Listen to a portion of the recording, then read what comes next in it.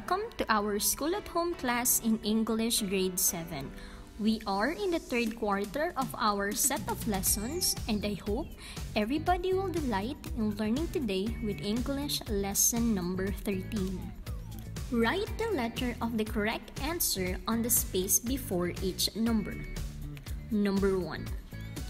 Blank, group of words that expresses complete idea and starts with a capital letter and ends with a full stop, question mark, or exclamation mark.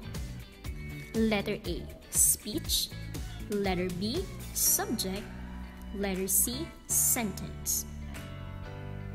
Number 2. Blank, a group of related words without a subject or predicate. A, complement. B, phrase. C, clause. Number 3. What do we call a noun or noun phrase that tells whom or what the sentence addresses? A, sentence. B, subject. C, modifier. Number 4. It is a part of a sentence that contains its own subject and predicate.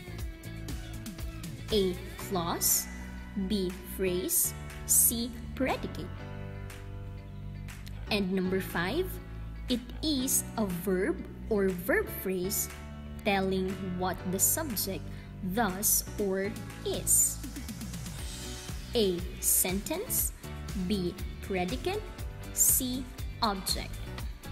Now, let us check your answer.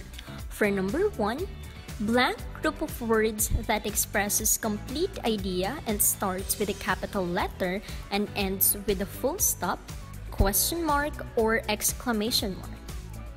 You're correct, it's B, subject. Number 2.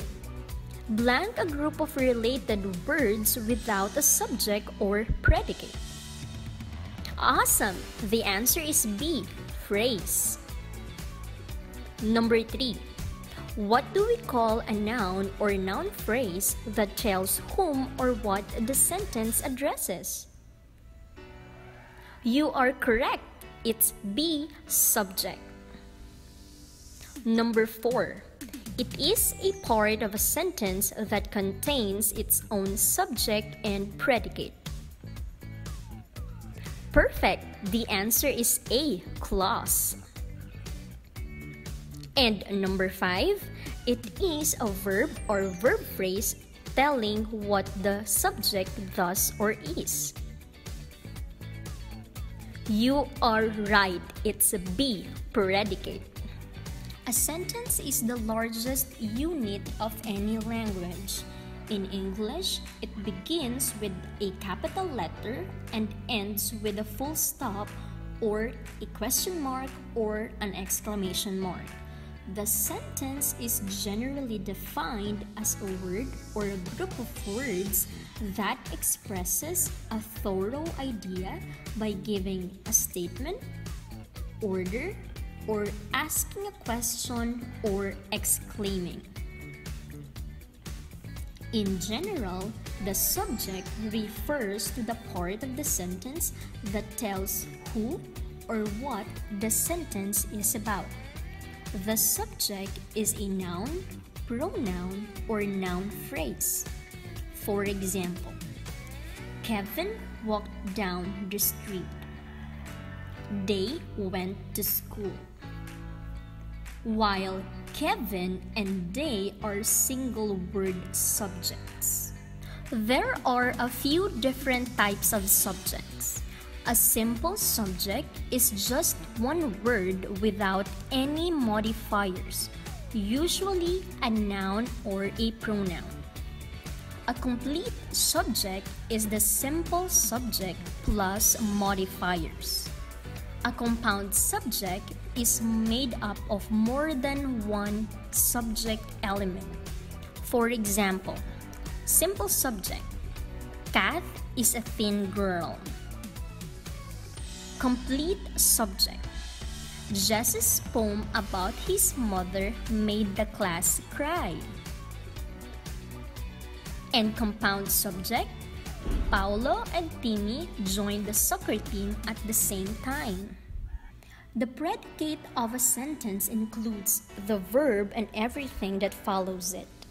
This typically tells what the subject does with an action verb or describes the subject using a linking verb and a complement. Let's return to the first example sentence.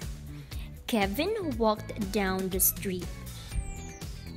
In this sentence, walked is the action verb that tells the reader what Kevin is doing. And down the street is an adverb phrase that modifies the verb by describing where he walked. All of these words make up the complete predicate of the sentence. The verb alone, walked, is the simple predicate.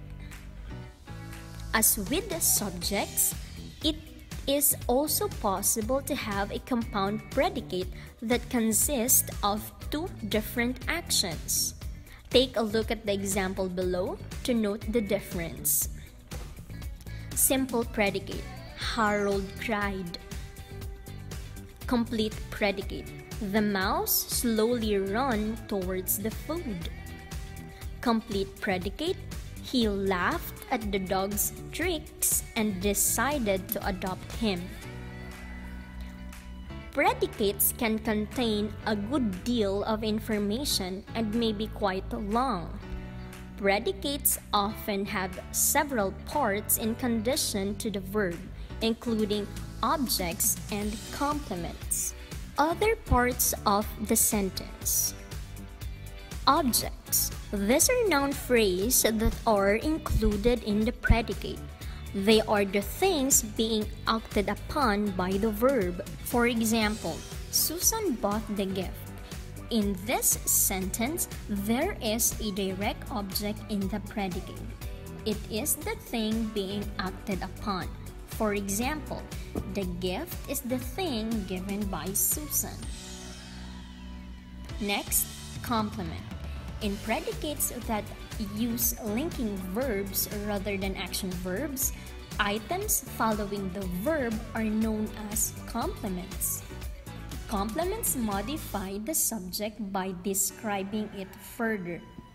For example, I am a teacher. The cat was the laziest creature. In these cases, the words following the linking verb describe the subject, whether they are nouns, noun phrases, or adjectives. And last, modifier. Modifiers are words or phrases that describe parts of the sentence by adding additional information. Adjectives modify nouns and pronouns, while adverbs modify verbs, adjectives, and other adverbs. It is possible for parts of speech to do this work alone in the sentence, in either the subject or the predicate. For example, the blue boat sank. The boat slowly sank. Now, to check your understanding about our discussion in part of sentence, let us have some activity to answer. You're going to tell whether each group of words are sentence or not. Put a happy face if the group of words expresses a sentence and a sad face if not. So, let us begin. Number 1. Of all the new students, I like Ethan the most. Correct! It's a happy face because that group of words is a sentence. Number 2. Above all this. You are right, it's a sad face. Number 3. Stop. Awesome, that is a smiley face. Number 4. Holding on, the only thing she has left. You are right, it's not a sentence, so we choose a sad face. And number 5, the family will not leave. Perfect! It's a sentence and it's a smiley face. This time for our activity number 1, tell whether the underlined predicate in each sentence is an object, complement, or modifier. Write your answer on the space provided. Number 1. Tasha was the star of the play. Number 2. Rain badly damaged the crops. Number 3. The red hat with a black feather is for sale. Number 4. His mother bought the popcorn that she likes.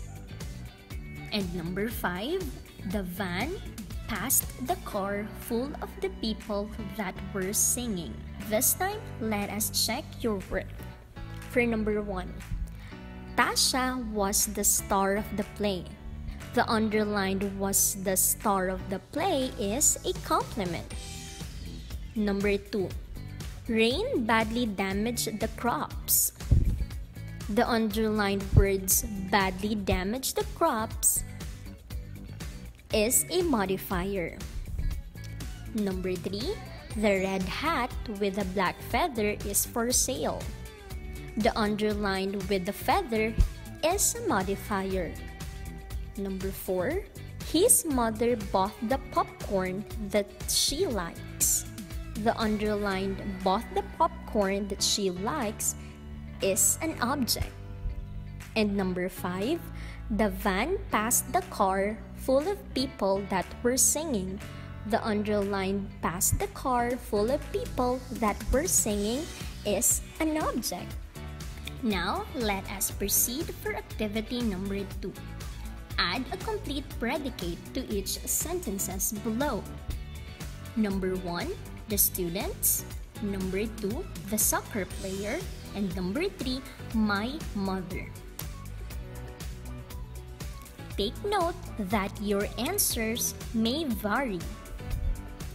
Now, let us check the given answer. For number 1, the students access their learning modules on school's online portal. For number 2, the soccer player won the international championship. And number 3, my mother was the most caring person I know.